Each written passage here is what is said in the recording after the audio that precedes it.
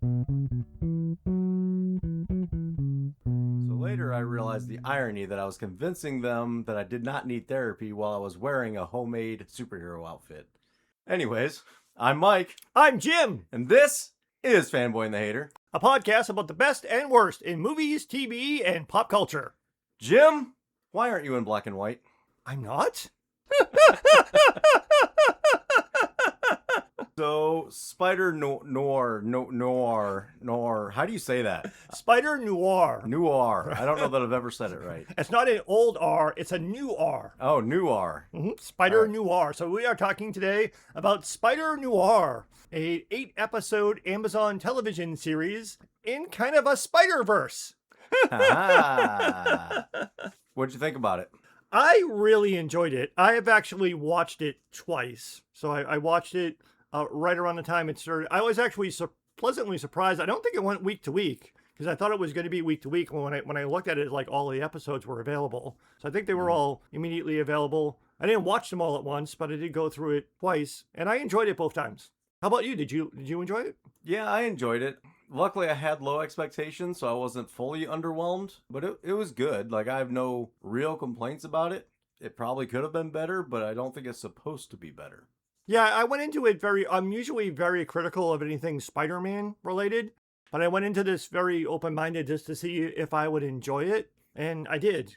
And I actually enjoyed it even more on the rewatch. So I know that this character has its roots in the comics, but I think we're both familiar with this character from the Into the Spider-Verse, or the Spider-Verse animated movies. Well, not just the movies for me, but also the books, the comic books of it. I never read or really looked into the universe in itself. I think I might have read like 2 of the comics, and that's been about it.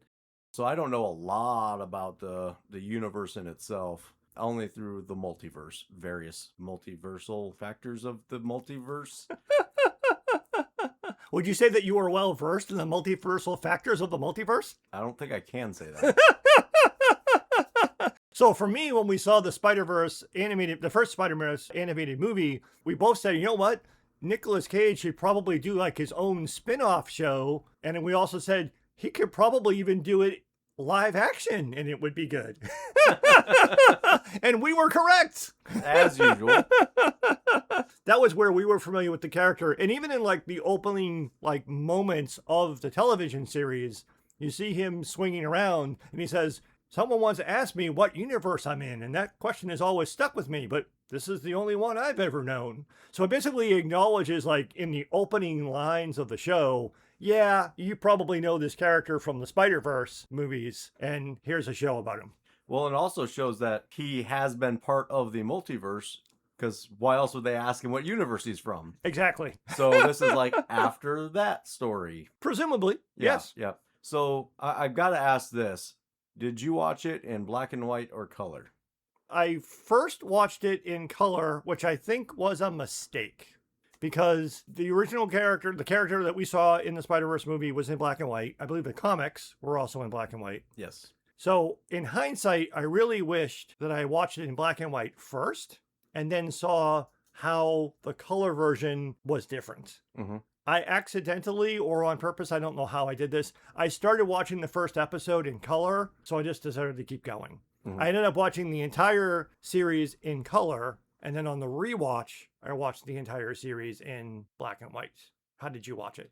I only watched it in black and white because to me, like, you can't do anything noir in color. Like, the whole point of it is that it's black and white and old-timey and everything. Like, I don't think there was color back then anyway, so... Well, this is set in the 1930s. I mean, noir is a genre that has been done in contemporary times, so it's not always in black and white. But a lot of times when we think about noir movies, we do think about old black and white movies. Well, even newer ones, like, they're kind of made more black and white. Like, sure, there's a little bit of color in them, but it's much more, like, muted. Yeah, it's a dark and gritty genre, so black and white does seem to lend itself better to it. And I do think that the black and white version of this really felt more atmospheric and more gritty. And I kind of, again, in hindsight, wish I had watched that version first before I watched color. Should you watch it in color after you've seen it in black and white? I would say that there are details that you would, whether or not this is important to you, I mean, there are details in the scenes and cinematography that simply do not pop when you watch it in black and white. A really dumb example. A tray of food is delivered to Silvermane. In black and white, it just looks like a bunch of food on a trolley tray. You can't tell anything from it. It is very vibrant in the color version because you have different fruits of different colors, and it looks very colorful and more palatable. Looks more fancy. Yeah, look, a fancier meal. Extravagant. Right. Is that important? No, but that's like a tiny detail you would miss. Like Robbie, the reporter, has a very colorful wardrobe. In black and white, you would not know that. Is that an important detail? No. There are things that pop more, and not all, but some of the special effects look a little bit better in color, but not so much so that, oh, it looks bad in black and white. That's not my point. But things pop more. Whether or not the things that pop, admittedly, a lot of the things that pop more are background secondary things that are not core to the story. So it really wouldn't be that big of a deal. But I would recommend follow Mike's lead, watch it in black and white. And then if you want to, rewatch it in color. That's fair. And I think before we really dive into it, there's one glaring thing that we need to get out in the open because people that don't know a lot about Spider-Man might be very confused, and that is, what the hell is the Spider's name? Yes, in the Spider-Verse movie, he was Peter B. Parker, which, again, I'm not familiar with the comics. And again, my knowledge of this character entirely comes from the animated Spider-Verse movie, so I have no idea what it's like in the comics. Yeah, it's Peter Benjamin Parker. Okay, so he's Peter B. Parker in the movie, Peter Benjamin Parker in the comics. The out-of-universe reason for why his name is not Peter Parker, before we talk about the kind of confusing reason why his name is Ben Reilly, which we'll get to in a second, but the out-of-universe explanation for why is he not Peter Parker, Marvel and Sony, which share the IP rights to the character of Spider-Man, like Sony does the Spider-Verse, Marvel does the Tom Holland live-action Spider-Man movies. There's some weird contract in the IP that they've agreed that a character named Peter Parker cannot be seen doing certain things in an animated or live-action adaptation of this IP.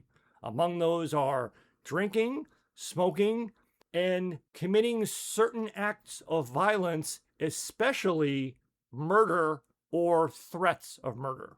Oh, gee, why wouldn't anybody want that? Since, again, traditionally, the Peter Parker character is geared more to a younger audience because the character of Peter Parker is usually a teenager. But that's the reason why his name is changed. Especially when portrayed by Tobey Maguire. Exactly. But my whole point is like, why couldn't he just be an older Peter Parker? This is the reason why. It's not a comic book thing. It's the out of universe Marvel Sony contract. He can't be called Peter Parker. I think it's kind of funny that they called him Ben Reilly. Ben Reilly in the comics is the Scarlet Spider, and he is a clone of Peter Parker. From the best ever series of the Clone Saga that is loved by everybody. So I thought it was comic book thing. Everybody hates the Clone Saga. Saga. I was holding it was like, I don't know how far of a rant I want to go on. I will just simply say, I know you were joking. But yes, it's not a very, I think it's a really good character. It has a rich history, but there's a lot of people who don't like it. But I thought it was funny to call him Ben Reilly because of the clone of Peter Parker thing. Not because there's any other connection whatsoever to the Scarlet Spider. I just thought that was a good choice. But again, that's why he had to have a different name. And they picked another name from the universe that he could have. It's a subtle thing that goes by very quickly, which will, not to jump ahead, but there is a point in the story where it is alluded to. He probably is Peter Parker, because there's a part of the story later that comes up. It's a minor point, but it's important, that he changed his name to Ben Reilly. And I missed that completely. They don't tell you what his name was, but it's actually an important plot point, actually hinges on people were not able to find him after the war because he changed his name. They don't tell us that it changed it from Peter Parker. I just took that as, oh, they're acknowledging that They we changed infer his it. name and the character probably was Peter Parker. Yeah. But it's also very important because, unlike what we just alluded to, most Spider-Man stories, even though when they're played by men in their 30s, are supposed to be about teenagers facing a coming-of-age story and dealing with their superpowers and what it is to be Spider-Man and pretty much all of the other incarnations of Peter Parker. Although we did see in the Spider-Verse movie other versions of Peter Parker, including older, fat, schlubby Peter Parker. So there have been other versions of it, but usually in most, especially live action adaptations of Spider-Man, we're usually not focused on this part of any Peter Parker's career. Because when we meet Ben Reilly in the series, he has not been the Spider for 5 years. It's been 15 years since he came back from World War One. We don't get his origin story until later, but he got his origins of his spider powers came from there. Spider-Noir. Spider-Noir. Yes, he at the beginning of episode 1, he is Spider-Noir. Mike is very pleased with his joke. It is a good joke. So we meet basically as he even says later, I'm jumping all over the place, I'm sorry. At one point he does say with great power comes great responsibility line, but he also explains why he retired and why he also at one point wants to get rid of his spider powers by saying, with no power comes no responsibility. Yeah. So when we meet him, it's been 5 years since he has stopped being the Spider. And he's called the Spider, not Spider-Man. Right. So it's an interesting thing. And also, Nicolas Cage is in his 60s. He looks his age in this. I mean, they de-age him for some of the flashback sequences. But this is a much older version of a Spider-Man character who is also post his superhero days. Which they joke about a lot, about like, oh, yeah, no, I'm in great shape. I gained a little weight. So that's why it's a very unique thing that they set up with this. So even if you're not very familiar with Spider-Man, or even if you are going to be experiencing a different type of Spider-Man related story when you're watching the series. Well, while we're talking about Nicolas Cage, let's just talk about Nicolas Cage, because we'll talk about the rest of the cast here in a minute. But Nicolas Cage, I did like as we're slowly going through it, we had talked like we were both like halfway through or something. It's like, oh, hey, we're kind of glad that Nicolas Cage isn't being Nicolas Cage, like he's actually acting. And then very shortly after, never mind, he's being very cagey. Yes. He definitely turned it up to Nicolas Cage. There were also other characters in the show, which we'll get to, that also turned it up to Nicolas Cage, which I thought was actually good. Yeah. But yeah, it was funny. I thought, because after like you had said, after our first few episodes, it's like, oh, he's really kind of reining it in, containing himself. Yeah. Oh, he lets that go. But I think it works. Like, it does. Yeah. We haven't really talked about a lot of Nicolas Cage performances on this podcast, and it's a wide spectrum of sometimes great, sometimes just fucking weird, and you don't know what you're going to get with Nicolas Cage. I think he's kind of like the perfect person to do this character, because when he goes all Nicolas Cage, it works. It makes sense. Yeah. It doesn't like come out of left field. It's like, whoa, what are you doing? That's a weird acting choice. It works. Yeah. Yeah, namely, I mean, of course, he does the scream, the Nicolas Cage scream at one point. I'm like, oh, there it is. There it is. But then when he does just get all goofy with it, like you said, it works because he's showing like, oh, I became a spider and I had to relearn how to become a man. And like throughout the rest of the series after that, like he has little twitches and stuff that he does. It's like, oh, yeah, he reverts back to spider and then has to like collect himself. Which then also shows like why he is so muted at the first half of the series is he's trying to pretend to be a human, and humans are very robotic and they do not move like that. Yeah, he does the physical comedy really well, which is not, I'm not going to try to do it because this is an audio podcast, but there's plenty of times where he has to do like twitches and movements and with his arms and his legs that are very comedic. But I mean, it makes sense. Because like you said, he's struggling with with trying to be a human. And there's even a part of the movie where he also explains to Cat Hardy, or maybe it was to Cat, or maybe it was one of the other characters, is like the reason that he goes to the movies, the character goes to the movies, is to learn how to be human by basically watching what we would call old movies because it's set in the 1930s. Yeah. And then basically mimicking the way that the actors in those movies talk and walk. So the whole like noir type of character that he's playing it's even shown in the movie, he watches some old movies to learn how to talk that way. And he's talking weirdly because he's mimicking the movies because he's trying to be more human. Well, I really like the joke later in the movie too, or in the show, like last episode, when Robbie is pretending to be him and he's like talking funny, and Janet's like, "Why are you talking like that?" "Well, I'm doing a Ben impression." Yeah. This is how I talk. He does it really well. He does do a pretty good job of it, yes. And even Nick Cage kind of jokes in it, and he's like, "Oh, I'll call him, but you can't understand a word he's saying with that sock over his face." So yeah, the Nick Cage of it, I think, really plays well to the performance of the character, and also, for the most part, he's also playing his age. Yeah. Like he is a man in his 60s, so there are times where he actually struggles with the physicality of some of the things, and also the world wariness of being a hero who quit for 5 years because his tragic death was his fiancée was killed and he couldn't save her. So that sort of like component to it, it carried more weight, so to speak, to have an older actor do something serious like that maybe a younger actor in a different Spider-Man story wouldn't quite work. I think it worked very well. Yeah. And to your point of Nicolas Cage was probably the only person that could do it. And I think part of that is I think anybody else trying to do that character, trying to do that voice, trying to act that way would have felt forced. But with Nicolas Cage, it feels natural because fucking Nicolas Cage. As well as he did with it, I think everybody else did better. Yes, the entire cast is fantastic. There were a couple of times, which we'll get into later, where I felt the story stumbled a little bit. But one of the things that really saved it was the acting and the writing was really good. But the supporting cast was absolutely fantastic and really helped round out the entire thing. Which is huge in a time where the last few years, like, it seems like everything has been written like shit. Mm-hmm. And this is, like you said, it's written really well. The dialogue is clean and thorough and delivered well. The acting is great. Everybody stays in character. They're believable as the characters that they are. They're complex. They're deep. Everything is there that you want to be in the show. Is there anything in particular you want to call out? Because, I mean, that's just blanket cover. Everybody did a good job. I don't think anybody, to me, really stood out above anybody else. Everybody is just up there.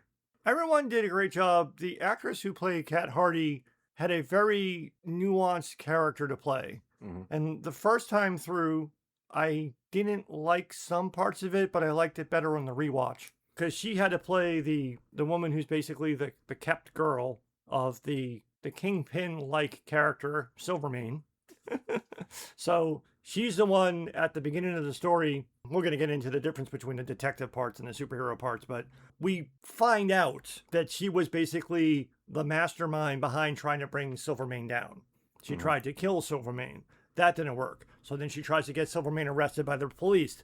That didn't work. And then all of the things that she was doing and the way that she was playing people, I think she did an excellent job of playing someone who had to contain herself and be stone-faced because she was being very two-faced in terms of what she was doing and what she was trying to accomplish behind the scenes.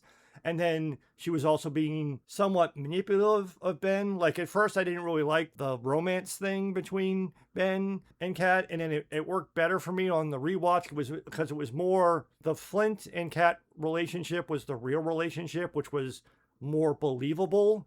But you saw her basically playing off of the infatuation that Ben had for her. And then when she saw it as an opportunity to get something to get away from Silvermane and to help Flint, the man that she really loved, she had no problem betraying him and double-crossing him. Yeah. It worked a lot better for me on the second watch. I never had a problem with Kat. I just, the whole quickness of the Ben falling for her thing, for some reason, it didn't quite work for me the first time through, but it did on the second time. So she had a much more, I would say Kat probably had, after Nicolas Cage, probably had the most complex character to play, but it was very subtle. Yeah. I think for probably the first half or so of it, I thought her character was kind of flat.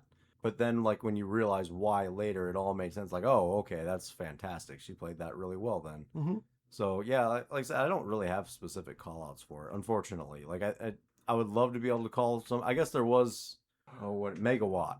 I was just about to, that's what I was about to say. When I said earlier that some of the actors turned it up to Nick Cage, the actor who played Megawatt, I thought he was fantastic Yeah. because he got a lot of just like bombastic speeches that he got to do, some of which were from Shakespeare and theater and stuff, where he was really like putting on a performance and really chewing the scenery and really going for it. And it was awesome. And they played it really well of like, yeah, he's acting that way because he wants to act. Correct. And that's why he does that. That's why he's so over the top, because he's putting on a performance all the time, because that's the kind of person he wants to be. I don't know how somebody upstages Nicolas Cage, but he kind of does. He does. He basically outcages Cage at a few points because he really gets to be. That's the only thing he has to do. I mean, Yeah. Cage has to play a lot of different elements in his performance. That guy just gets to lean into being Megawatt, and he's fantastic throughout the whole thing because it's also he adds, no pun intended, color to the story because a lot of the bad guys are very generic stone-faced mobster guys. Yeah. So they're just kind of like dumb guys who are into violence. A lot of the people who work for Silvermane are. Flint is more nuanced, but he's also muted because he has the two-faced thing too, because he's trying to protect Cat as well as trying to be loyal to Silvermane. He does a good job. I'm not saying he didn't do a good job, but there wasn't a lot there. Megawatt stood out a lot more. They were able to play up a lot of the racial aspects with Lonnie and Robbie's character. They were able to dig into a lot of that because at first it was weird. I was like, are they not going to acknowledge the difficulty of black people in the 1930s? Oh, they do. Yeah. They just don't hit it with you right away, but it gets layered in very well. And the characters of Robbie and Lonnie both do a fantastic job of that. Yeah. The guy who played Robbie did an excellent job. He also had more to work with. Like I said, some of the other characters were somewhat one-dimensional. Megawatt played up his part to perfection. Some of the other ones were there wasn't much to do there, but they did a really good job. Robbie did a really good job. The woman who played the receptionist, Janet, she was also fantastic throughout. She got to do a lot of great scenes. The scenes where she double slaps Cat, fantastic. That scene was perfectly acted actually by both of them. But she does a really good job throughout the show. She also got a little bit more to do because she was in more scenes because she was Ben's receptionist. And at the end, she becomes his partner at the detective agency. So that was really good too. And again, she was also one of those people who had to do the reactions to Nick Cage being Nick Cage. One of the most Nick Cage scenes in the show is like when he like blurts out to like Janet, because Robbie knows he's the Spider, but he blurts out that I'm the Spider. And then he's like, oh no, I shouldn't have said that in front of Janet. And she's like, yeah, I know. And then do like the flashback of all the times that Ben has been in the office drunk and just tells her that he's the Spider. They go through like 5 or 6 sequences of like, Nick, just do your thing. Do crazy, weird shit. Yeah. Which he's just gonna like, oh, that game on now. That's right. And she's the one who has to react to all that, and she does a really good job. The only other actor that really had a lot to work with was the actor who played Silvermane. Oh yeah, and he did a great job too. And he did a great job too. Which I mean, you kind of made mention to him being Kingpin-like, which I don't know for sure. Like he was from the books, and he was a big name in the books, in the normal comic books, where I think they were kind of trying to separate and like give Kingpin to Daredevil so that they weren't sharing the same villain. So Silvermane was kind of a big character in the comic books for a while. Didn't land as well as Kingpin, so it didn't last as long, I don't think. But the only thing I was gonna say was you mentioned the characters being stone-faced, which led me to remember a conversation we had about like, what character is Lonnie supposed to be? I think Spider-Noir always did a good job of like recasting or restructuring similar characters but differently. So, Electro becomes Megawatt, and Sandman is still Sandman, because what else are you going to call him, I guess. But Tombstone, I did not think was Tombstone. When they did the flashback scene of like how they got their powers, and they showed all these different animals, and they really focused in on a scorpion at one point. And when they focused in on the scorpion, there was like some marks on the guy's arm that was behind it. And then later, you see Lonnie's arm, and it has kind of similar markings. So I was like, oh, he must be Scorpion. Because I was thinking maybe it was Rhino or something like that, because the way that they kind of put the marks on his face. And then you look it up, and he's Tombstone. And that really confused me, because I always remember Tombstone being like almost corpse-like. Yeah, like a zombified or vampire-y like thing. Solomon Grundy. Yeah. Was not that in this at all. And everybody else was, I mean, not everybody, I guess. They kind of showed like everybody was supposed to be animal based. That was the thing I was going to ask. Was that I was also confused. I did not know what Lonnie was supposed to be. I don't know if it was before or after I talked to you, but like on Amazon, which because the series is on Amazon, when you hit pause, it brings up like the information about the cast and stuff like that. So I paused it at one point, and it came up on the screen, and it said the actor, and it said character Tombstone. I was like, huh. Yeah, because I also did not make that connection. But this leads me to my question for you is like, okay, I understand Megawatt. They did mention at one point that there was an electric eel. And when we see, not to jump too far ahead, but when we see the origin story of these superpowers in World War One, of the Germans in World War One, were experimenting on POWs. And when they rescued the POWs, we saw animals and insects and stuff being connected to people. So like Ben Reilly gets bitten by the guy who was connected to a spider. He didn't get bitten by a radioactive spider.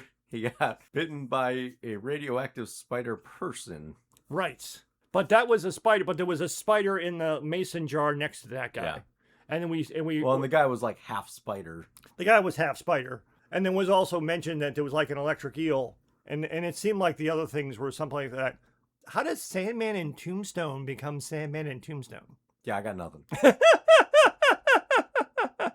I got nothing. Yeah, because I can understand the spider and Megawatt, but I don't understand how that experiment created the Sandman and Tombstone. And of all the array of spider villains that are animal based that they could have chosen. But honestly, I think a lot of that is probably because the other characters are being used in other movies. So that's probably why they chose those two. But to your point, like, what animals are they? How did they pull that? I got nothing. And although it's not really analyzed too deeply, but I guess so Megawatt and Sandman. What about the guy that aged fast? What animal was that? That's also an excellent question. It's like how he mentioned something like he's aging in dog year. He made some type of a dog reference. So I was like, does that mean he was connected to a dog? Yeah, I don't understand what the aging thing was. That every year was 7 years because he was aging in dog. I don't know what that. Plus, also, how is that a power? He didn't have a power. He was just old. Yeah. So I don't know. But again, maybe he was one of the experiments that wasn't working. Yeah, it didn't quite make sense. It's kind of like they're trying to figure out. So the maybe people he's really good at smelling crotch. Maybe the thing that they were setting up as one of the plot points is that other than Ben, the other people who were affected by that experiment they were getting superpowers, but it was also killing them. But Ben was the only one who was stable. And they don't really come out and say this, but I guess perhaps it was because he wasn't directly experimented on. He was just bitten by one of the things that was experimented on. So maybe that's why he had that one step removed and why he was stable. But not that that's important. But it becomes an important plot point to that entire thing, because at one point, Ogden, the old man who used to be Freckles, the young man, who, again, we don't understand how that works, but his mother is the mad scientist who's trying to save her son. So she's experimenting on the soldiers who came back from the war, who had been experimented on by the Germans, but she's doing it to try to find a way to cure them because she wants to cure her son because Ogden is her son. We get the origin story of the spider in the second half of the series. So we don't really know much about it until we get to, I think, episode 5, when we get the origin story. And then episode 6, I think, is where he's in the laboratory being experimented on. That was one of the parts where the story kind of like goes really fast because she rather quickly comes up with a cure, figures out that it's working, gives it to Ogden, and he instantaneously turns young again, which was a little bit...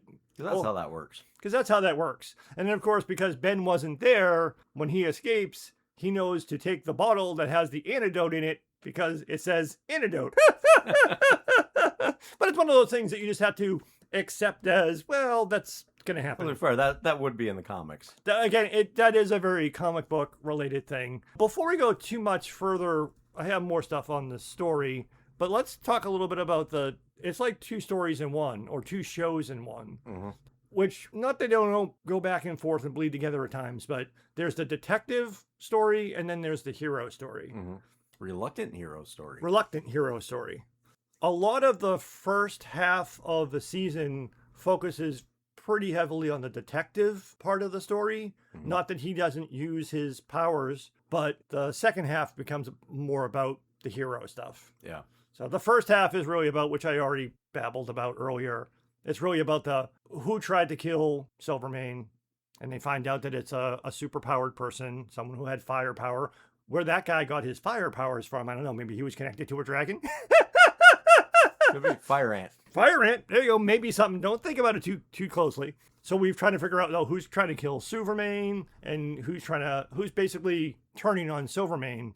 And Ben, kind of through good detective work, kind of through bad luck, good luck, I don't really want to have to get involved in this, gets involved and does some really good detective work to figure out that Kat was the one that was behind it. And because he doesn't want her, because he knows that if Silvermane finds out, he will just kill her, he then comes up with an elaborate way to frame some of the other gangsters on Silvermane's crew to make it look like it was all them who was up to it. Which I thought all of that was pretty well done. Because again, it was, we sometimes lament that in a lot of Batman stories, we don't get to see the great detective. I'm not saying that Ben is a great detective, but he did some detective-y stuff. Well, to that point, I thought it was very interesting how they showed, like, basically the only reason he was a good detective was using the spider sense to guide him through what he did. And they later even mentioned that Janet, his secretary, was a better detective than he was. Yes. Yeah, I thought that was very interesting. I think the detective story was probably the better story. I would agree. And I was happy to see it go that way. Mhm. And I was glad he didn't overly use the spider in the detective work.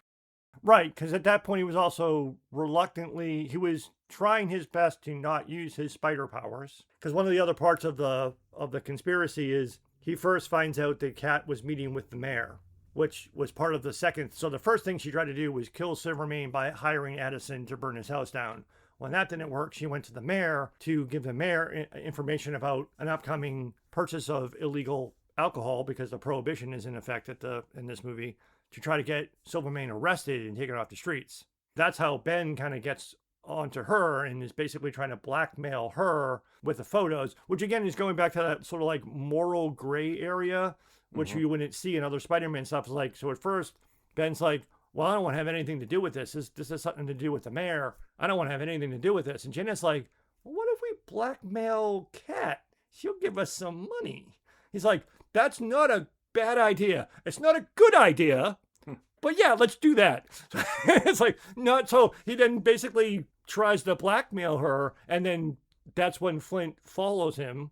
You have all of these things where he intentionally goes up into a high-rise building that's under construction, and then we have this fight where like Flint is dangling him off of the building, and he's like, you know, I'm not really afraid of heights.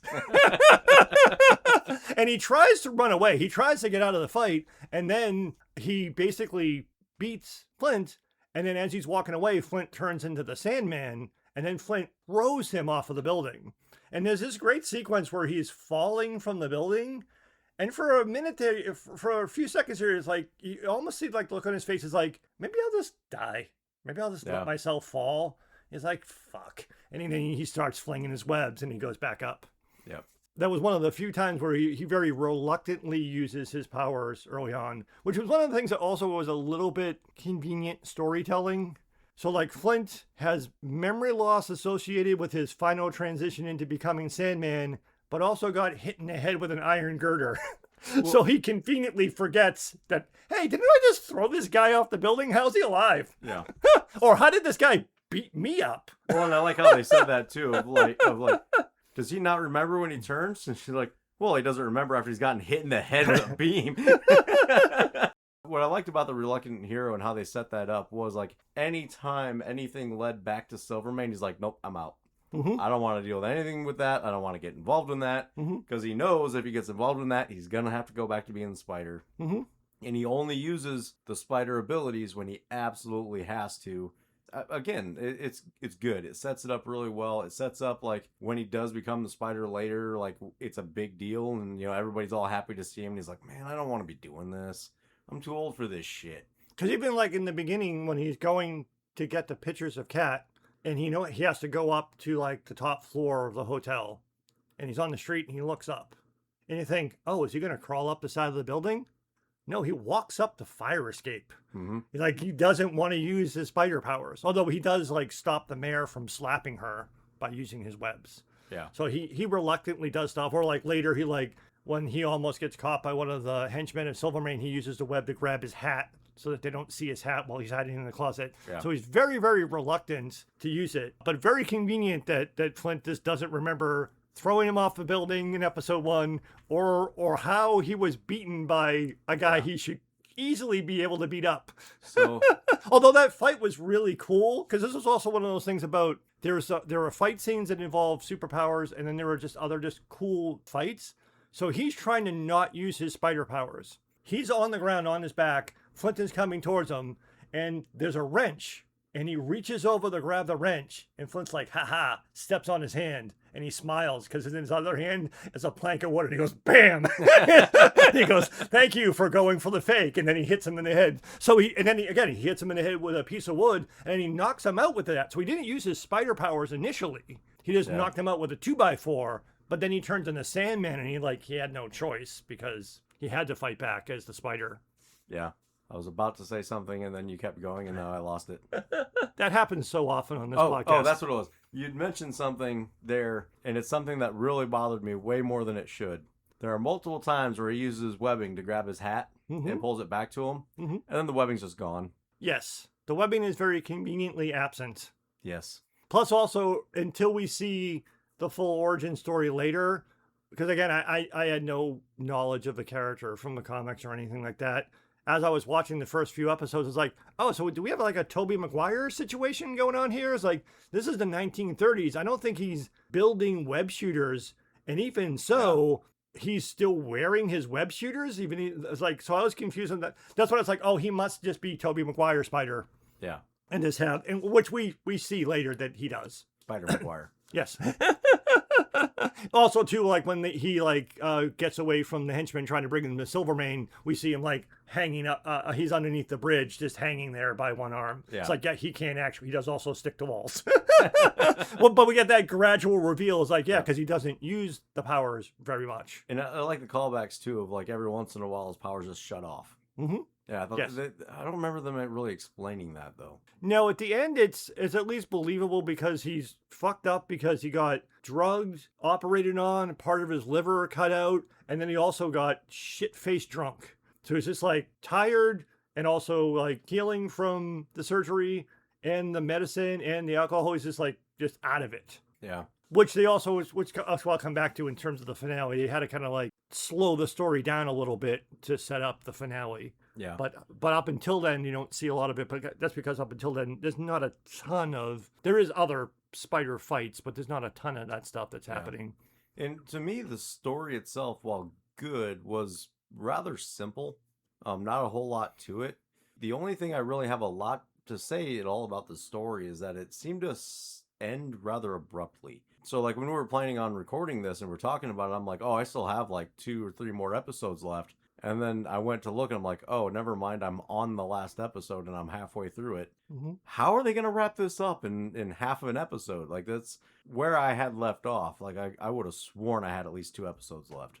Yeah, it does kind of expedite towards its conclusion at the end, which the first time through I did not like, but it didn't bother me as much on the rewatch.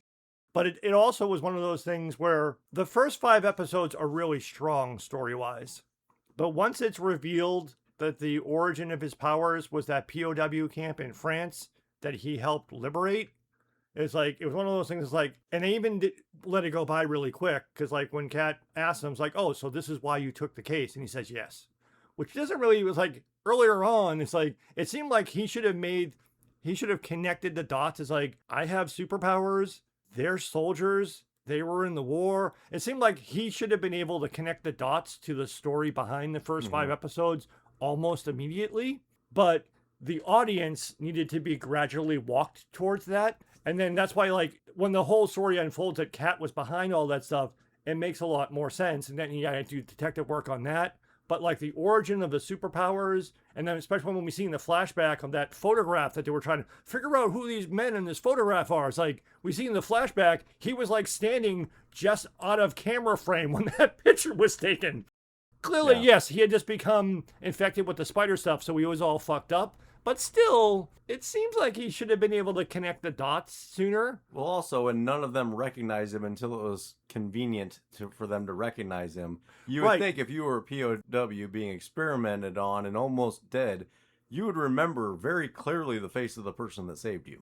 It had been 15 years, but they did have Megawatt recognize him, which becomes a big plot point in the finale. But even Ogden recognizes as him because when he's the old man Ogden, they use Robbie to distract the doctor out of her office so he can go climb the side of the building and go through her notes. And then she catches him in the office and he does a Nick Cage thing to act his way out of being caught.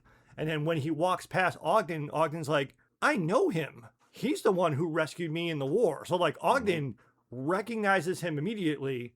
And they also had established that the doctor had been stonewalled in her research, that she couldn't find a cure because she needed the spider. The spider had disappeared 5 years earlier because he wasn't a hero anymore. So they needed the spider. So Ogden's like, that's the guy who rescued us from the POW camp. And then they're like, that must be the spider. Yeah. So then you're like, well, then why didn't they automatically then go get him?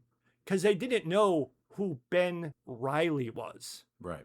So Kat Hardy, it made the layers of the story line up well because she then betrays him by telling the doctor that Ben Reilly is the spider because Lonnie had told Kat, the doctor needs the spider to find the cure for us, but no one knows who he is or where he is. And she goes and betrays him. So at one point I was like, well, why would she even have to betray him? That's necessary for the other plot. But the reason that made sense was when Ogden goes to see him at his apartment and tries to convince him to come in willingly, and he says no and he has to drug him, during that conversation he says, I would have found you years ago if you had not changed your name. Yeah. He recognized him immediately, but they didn't know who Ben Reilly was until Kat told them.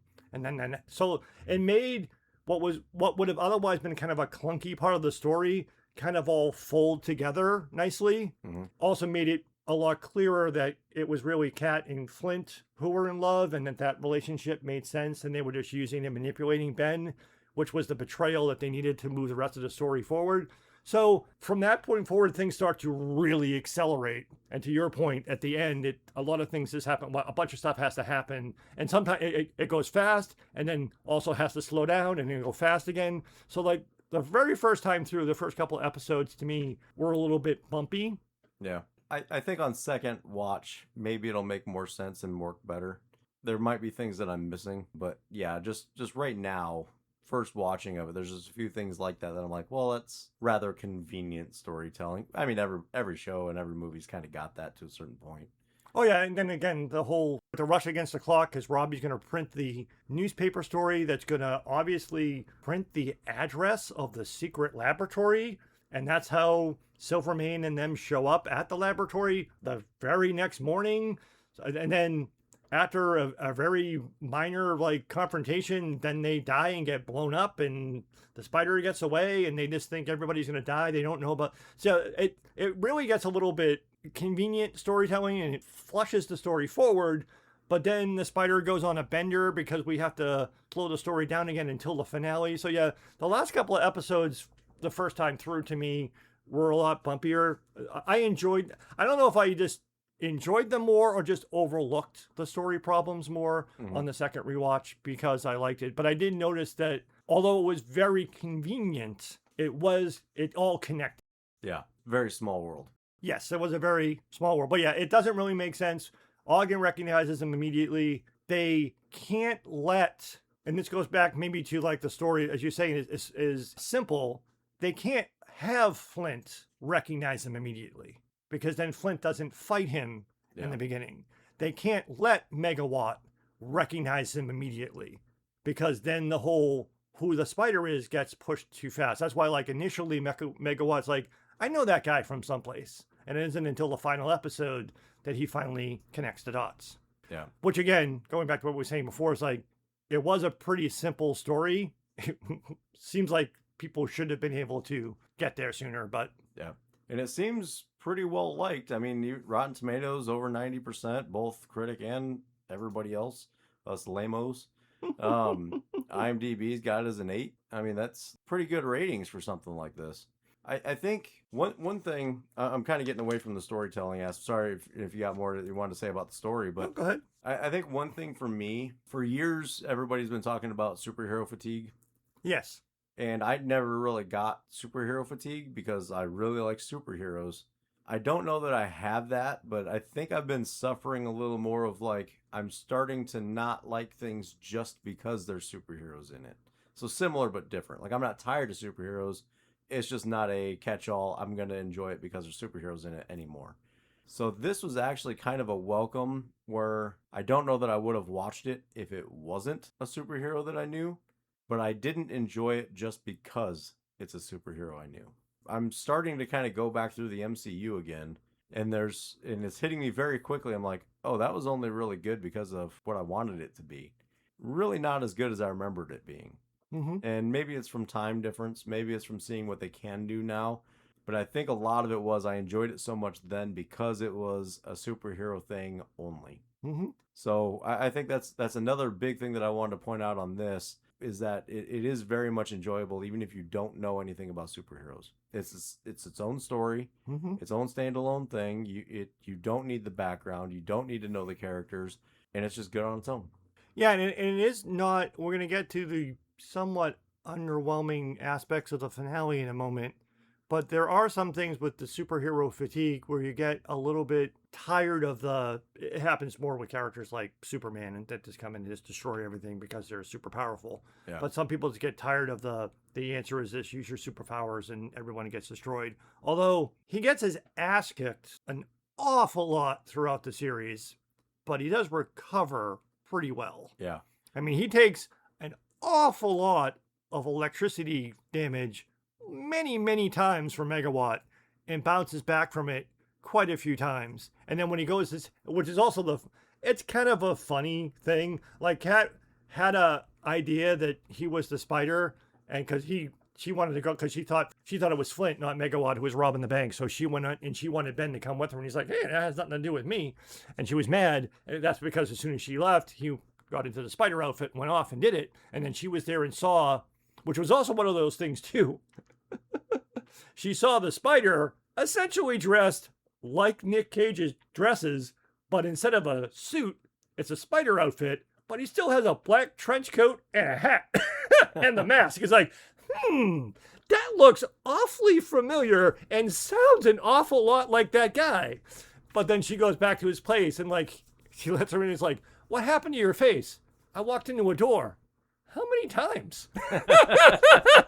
Because he got the crap kicked out of him in that fight against Megawatt. Yeah.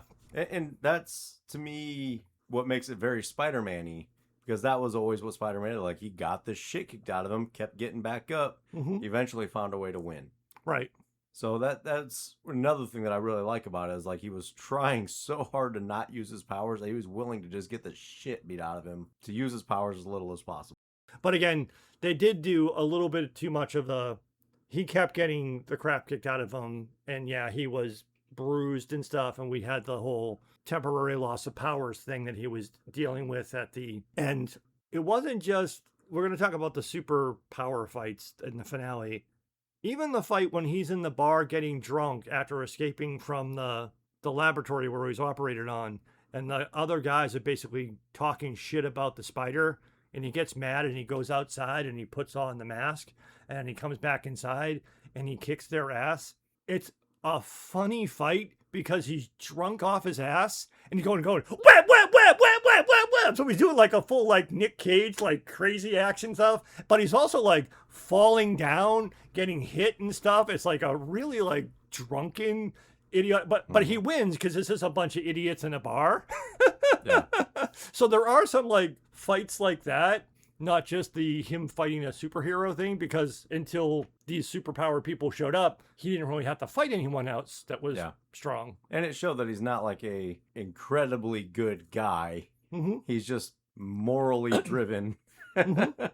for innocent people, but he doesn't really give a shit about people that aren't innocent. Mhm. So yeah, it's there's complexity to the character. Mhm. Adds a little bit. Is there anything more you want to say about the story?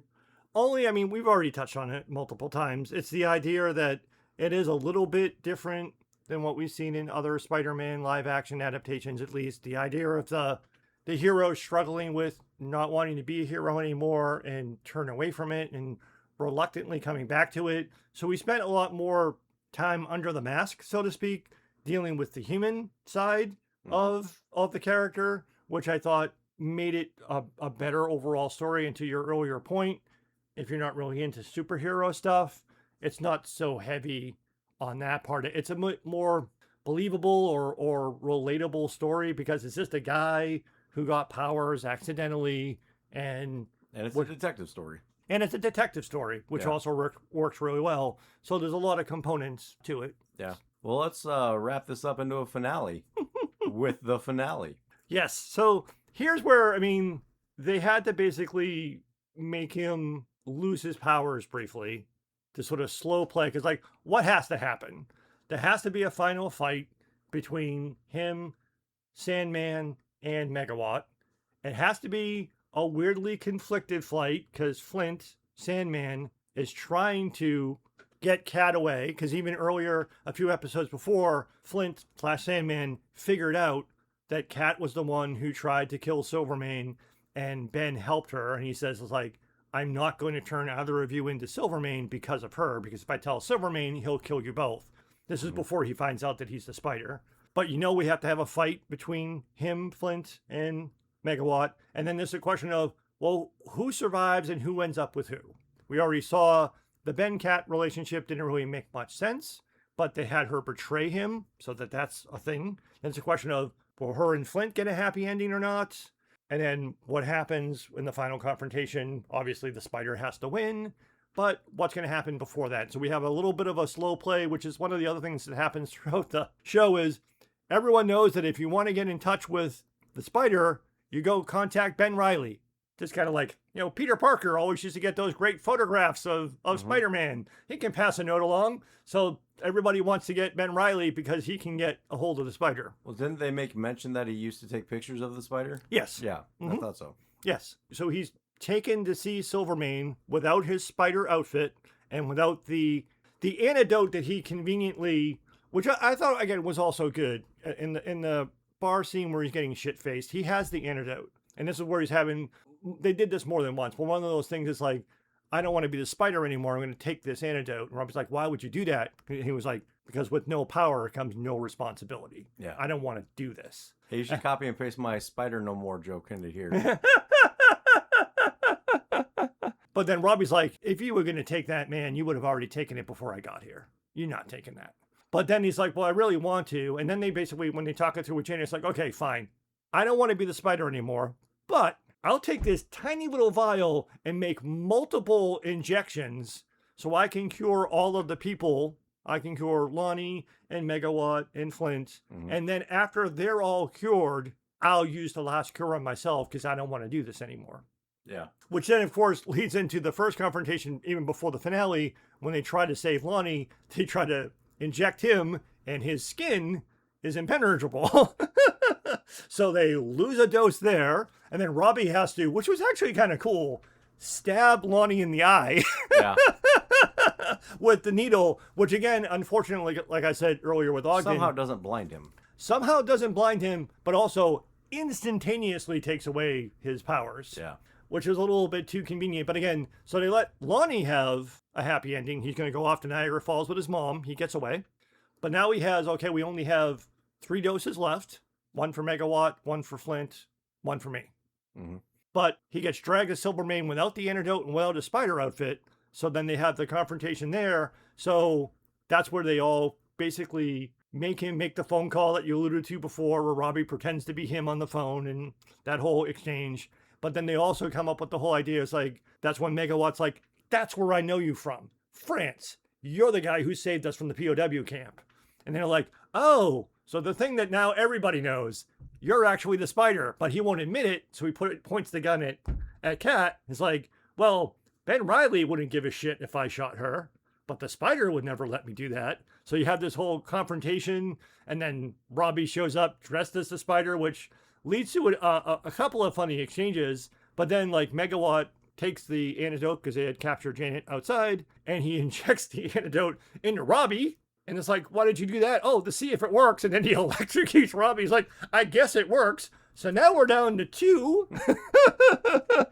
So it's like, oh, what are we going to do? So then they had the big, blah, blah, blah, blah. They have to have the big fight, which was also, again, very convenient because, like, Robbie's wearing the outfit and he's behind the bar. Then he ducks behind the bar. And then, boom, he's in the spider outfit. But again, conveniently fast-moving plot things have to work. Yeah. And then also, well, what about Cat and Silvermane?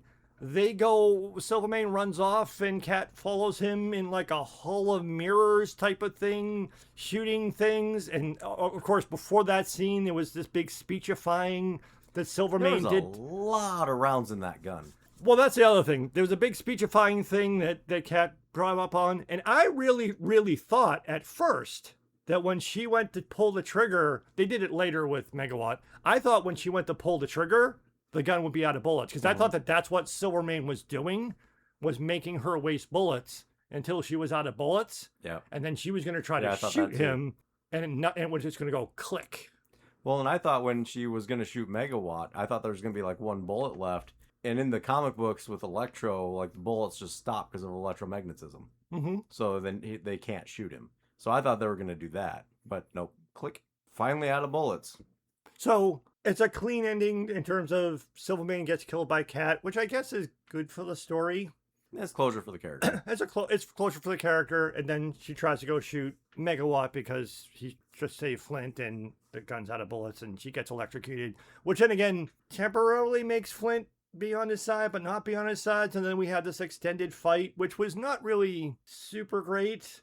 I mean, he webs 2 cars and slams them together to crush Sandman temporarily before he reforms himself. Mm-hmm. And then fighty stuff. And then he's electrocuting Flint to death, and he webs him, and then he just throws him into a train that's speeding by, and he dies. Yeah, that was pretty anticlimactic. Yeah, it's a rather dragged out, somewhat anticlimactic fight scene. Where it was also kind of a, whoa, damn, all right. Yes. And a lot of it was, again, him getting his ass kicked, him getting electrocuted. Because, again, earlier in that scene, as we alluded to before, his powers weren't working. So when Cat was being threatened with the gun, he was trying to. It was kind of funny because Nick Cage is in the background while everything's happening, like making all these like twitching motions because he's trying to like get his webs to work and they won't work. Yeah. Well, I think also, so they ran into a problem with like, how does Spider-Man ever beat Megawatt? Or how does Spider-Man ever beat Electro? And he can't physically. Mm-hmm. And so it's always got to be through science. Well, guess what? Ben Reilly? Not a scientist. He's not a scientist. All right, so how do we get him to beat him? I don't know. Have him get hit by a train. All right. And again, he got electrocuted not just in that fight, but in every confrontation with Megawatt. He got electrocuted a lot. And even in that final confrontation, like when he was webbing the guy, it's like electricity is surging back through the webs. He's getting electrocuted even more. I have to be a nerd for a second. Okay. Electrocute, by definition, means death by electric shock. Okay. So it's just one of those things that bothers me when people are always saying, oh, I got electrocuted the other day. How the fuck are you here talking to me then? You got shocked. So he was shocking him to death. Okay. Which would have eventually led to electrocution. Why wasn't he being electrocuted? Why wasn't he electrocuted? Yeah, and he should have been. 100% should have been. When he had the 2 webs there and he was sending electricity through both webs, that should have crossed his heart, stopped his heart. He should have been dead. Yes. 100% should have been dead. Other times, like, okay, maybe he might have been okay. That particular part, I'm like, dead. Right there. No way. Maybe in his new spider DNA, his heart's in a different spot. So that was sort of anticlimactic, but it brought everything kind of to a clean end. So then it's the sacrifice at the end of all of the things that were happening. There's only 1 dose of the antidote left. And Flint is dying. Sandman is dying in Cat's arms. And he goes over and he gives the syringe to Cat and is like, there's only 1 left. Why are you giving it to me? And he's like, you know why. So Cat and Flint get their happy ending. He gets the antidote off screen. Flash forward to the funeral of Silvermane that's only being attended by Cat and Flint. And then they say goodbye to Ben, who's standing there, and they go off, and they have like a little back and forth. In another world, I could see myself being with you. Yeah, don't keep me on the hook. Right, and he's just like, "Go to hell, Ben." It's like, Yeah. "I'm already there. I'll keep your spot warm for you." Yeah.